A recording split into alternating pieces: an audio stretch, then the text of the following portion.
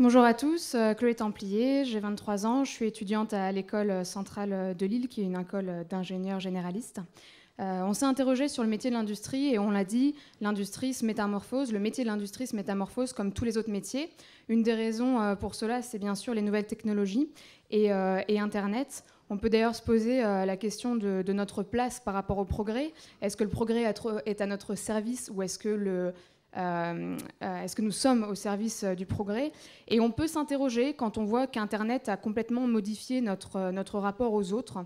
Un exemple, c'est qu'aujourd'hui, on téléphone de moins en moins, on utilise des SMS, et je ne suis pas sûre que cela concerne seulement notre génération. À mon avis, vous envoyez maintenant des textos à vos enfants, peut-être petits-enfants pour certains. En tout cas, moi, avec mes grands-parents, c'est comme ça que ça se passe. Et donc, il y a une certaine angoisse qui, si elle n'est pas identifiée, est bien présente.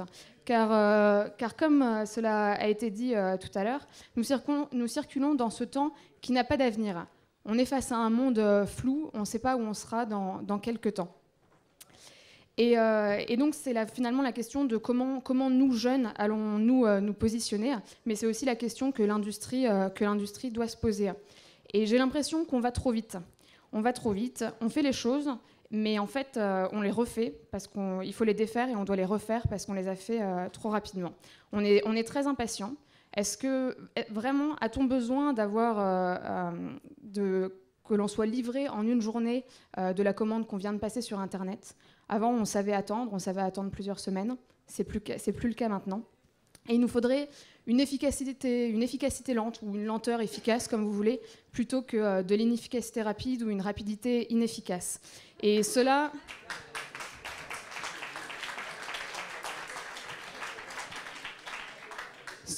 implique de prendre le temps. Et je pense que ce n'est pas un hasard que cette journée sur l'industrie ait été introduite par un écrivain, Monsieur Orsena, et je vais le citer. Qu'est-ce qu'un grand écrivain? C'est quelqu'un qui construit des phrases sans se soucier des modes pour aller explorer la vérité.